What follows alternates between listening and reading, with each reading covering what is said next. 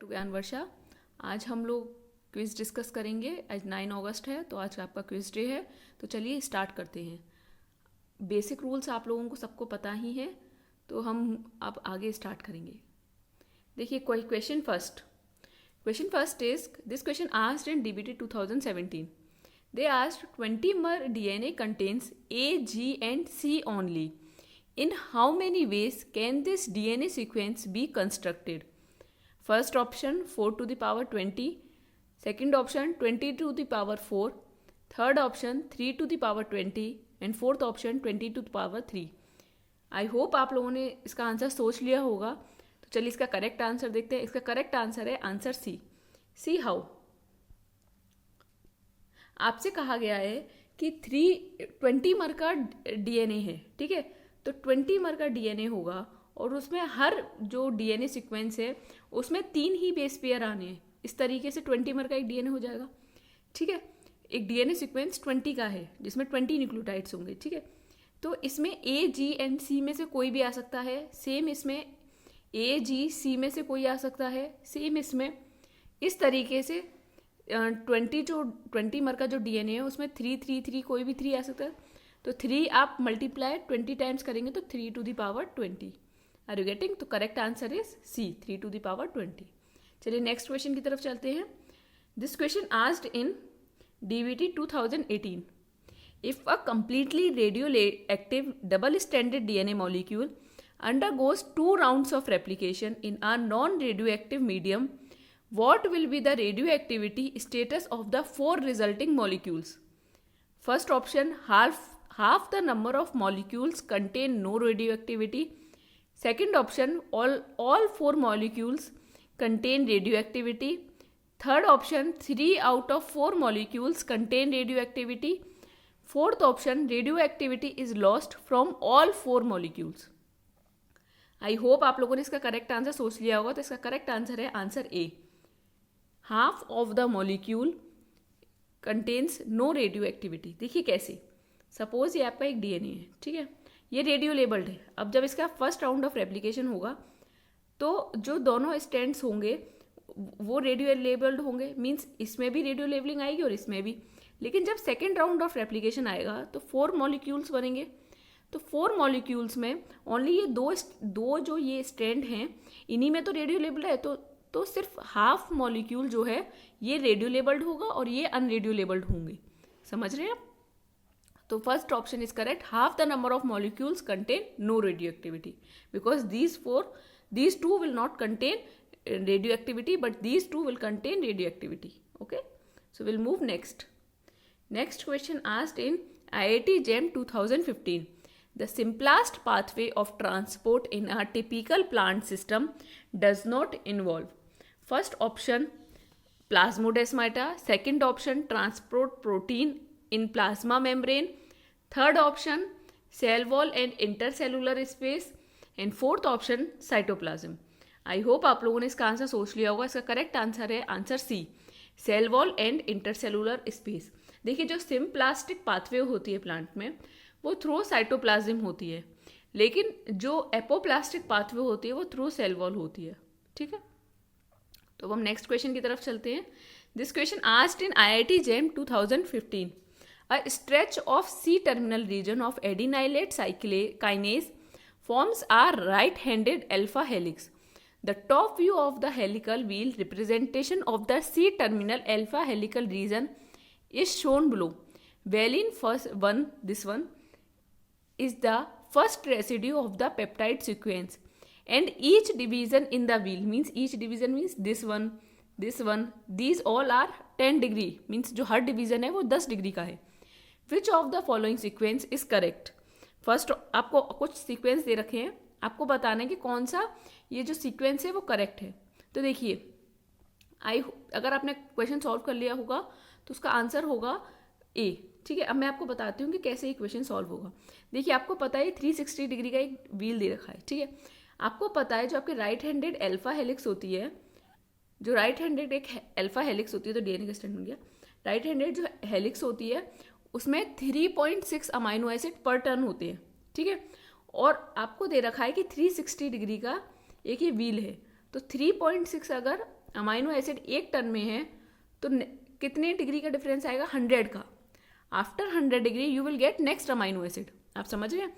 360 degree का पूरा ये व्हील है और 3.6 अमाइनो एसिड पर टन होते हैं। तो जो अगला जो रेसिड्यू होगा वो 100 डिग्री पे होगा। तो देखिए आपका फर्स्ट रेसिड्यू है वेलिन 1 और हर ये जो सेपरेशन दे रखा है ये 10 का है। तो अगर आप यहाँ से काउंट करेंगे, this one is first, second, third, fourth, fifth, sixth, seventh, eighth, ninth, tenth. This aspartate is आपका सेकेंड रेसिड्यू। तो वेलिन 1 देन एस्पार्टेट। देन अगर आप यहाँ से फिर 10 काउंट करेंगे, अगेन आपको 100 डिग्री मिलेगा क्योंकि 10 इंटू 10 100, तो आपको अगेन एक एस्पार्टेट मिलेगा। ठीक है, अगर आप देन फिर नेक्स्ट काउंट करेंगे तो आपको वेलिन मिलेगा। ठीक है, देन अगर आप काउंट करेंगे देन आपको फिनाइलएलिनिन मिलेगा। तो इस तरीके से ए होगा आपका ऑप्शन। आपको समझ आया? क्योंकि आपका 360 डिग्री का ये एक व्हील दे रखा है। ठीक है, और आपको पता है जो आपकी राइट हैंडेड अल्फा हेलिक्स होती है वो 3.6 अमाइनो एसिड पर टन होते हैं। तो आपका जो नेक्स्ट अमाइनो एसिड होगा वो 100 डिग्री पे होगा। ठीक है, तो यहाँ से आप अगर 100 डिग्री कैलकुलेट करेंगे तो आपको एस्पार्टेट मिलेगा, क्योंकि वेलिन 1 उन्होंने कहा है कि फर्स्ट अमाइनो एसिड रेसिड्यू है। तो वेलिन 1 से एस्पार्टेट जो है सेकंड अमाइनो एसिड होगा क्योंकि 100 डिग्री पे आएगा। देन एस्पार्टेट से जो 100 डिग्री आप काउंट करेंगे तो वो नेक्स्ट एस्पार्टेट यहाँ आएगा। देन 100 डिग्री वेलिन आएगा। ठीक है, आई होप आपको समझ आया होगा। तो अब हम नेक्स्ट चलते हैं। Next question asked in IIT JEM 2016। Match the inhibitors given in group A with their site of action in group B. In group A they gave you some inhibitors. ठीक है, और उनका एक्शन दे रखा है group B में। Group A में क्या क्या दे रखा है आपको? Rotenone, cyanide, oligomycin, atractyloside. Group B में आपको क्या क्या दे रखा है action? Cytochrome C oxidase, ATP ADP translocase, NADH-Q oxidoreductase and ATP synthase.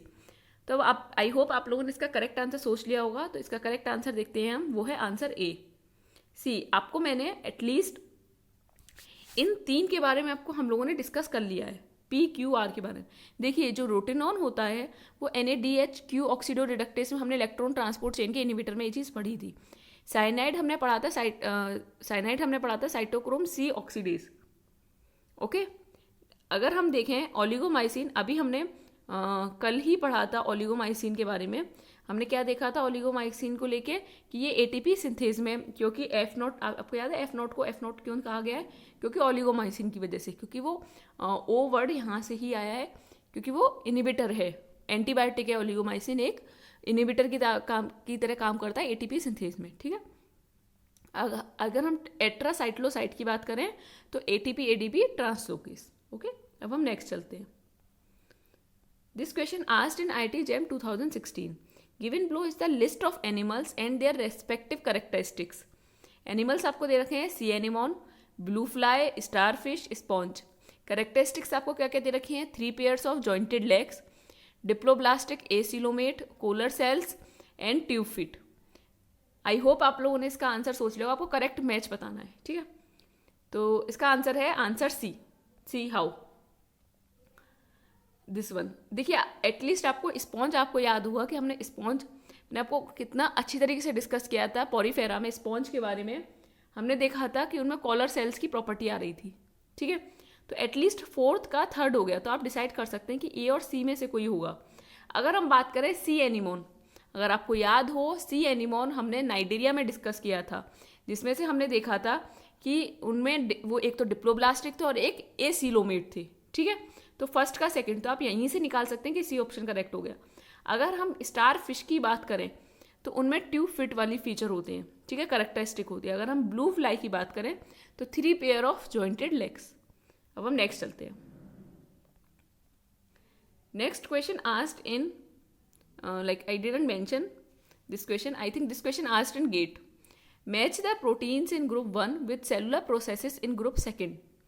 Group 1st, they gave you proteins like P53, lysozyme, tubulins and histone. Group 2nd, there are some processes like this protein help in this process. DNA packaging, apoptosis, hydrolysis of polysaccharides, chromosome segregation. तो देखिए आपको अब correct match करके इनका बताना है। तो I hope आपने इनका आंसर सोच लिया होगा। तो इसका करेक्ट आंसर है आंसर डी, दिस वन। देखिए एटलीस्ट हम लोग हिस्टोन के बारे में डिस्कस कर चुके हैं, तो आपको पता होना चाहिए हिस्टोन हमने डीएनए पैकेजिंग में डिस्कस किया था। तो एस का फर्स्ट या तो ए होगा या डी होगा। अब देखिए नॉर्मली अगर आपको कुछ नहीं पता तो आपको एटलीस्ट इतना पता है कि जो P53 होता है वो एपोप्टोसिस में रोल प्ले करता है। तो P का 2 हो गया, तो करेक्ट आंसर यहीं से निकल रहा है। समझिए आप बात को। अगर हम लाइसोजाइम की बात करें तो हाइड्रोलाइसिस ऑफ पॉलीसेक्राइड, और अगर हम ट्यूबुलेंस की बात करें तो क्रोमोसोम सेग्रीगेशन। ओके, अब हम नेक्स्ट चलते हैं। This question asked in IIT JEM 2013. Histones are by far the most abundant protein associated with eukaryotic DNA. The assembly of nucleosomes involve the ordered association of the core histones. Which of the following comprises the core histones? देखिए core histone के बारे में हम discuss कर चुके हैं। हमने देखा था कि H2A, H2B, H3 और H4, और एक और हिस्टोन होता है H1। तो अब आप मुझे बताइए, पहले मैं ऑप्शन पढ़ती हूँ, फिर मैं आपको बताऊंगी इसका करेक्ट आंसर कौन सा है। H2A, H2B, H3, H4 first option है। सेकंड ऑप्शन है H1, H2, H3, H4। Third option है H1, H2A, H2B। Fourth option है H1, H2A, H3। अब आप मुझे करेक्ट आंसर बताइए। करेक्ट आंसर है ए। देखिए दिस वन, आपको याद होगा जब हमने कोर हिस्टोन की बात की थी तो मैंने आपको बताया था कि 2 कॉपीज होती हैं ईच की, H2A, H2B, H3, H4। लेकिन अगर हम H1 की बात करें तो वो एज आ लिंकर हिस्टोन वर्क करता है अदर न्यूक्लियोसोम पे। एंट्री एंड एग्जिट पे H1 बैठा रहता है। ठीक है, तो करेक्ट आंसर क्या है? H2A, H2B, H3, H4 core histone है। जो H1 है वो लिंकर हिस्टोन है, वो कोर हिस्टोन में नहीं आता है। ठीक है, question 9। This question asked in CSI NET June 2011. G protein linked receptors are transmembrane proteins of single pass, 3 pass, 5 pass, 7 pass. I hope आपको इसका आंसर पता होगा, ये बहुत ईजी है। तो करेक्ट आंसर है डी, 7 पास।